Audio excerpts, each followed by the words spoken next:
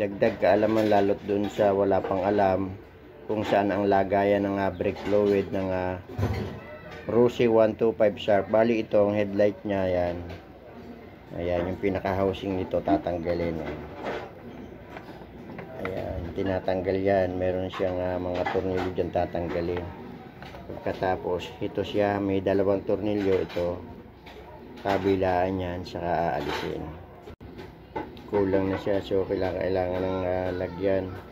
May nakalagay naman dyan sa pinakaibabaw niyan may sign dyan, may nakalagay dyan kung anong dapat na brake fluid ang ilagay.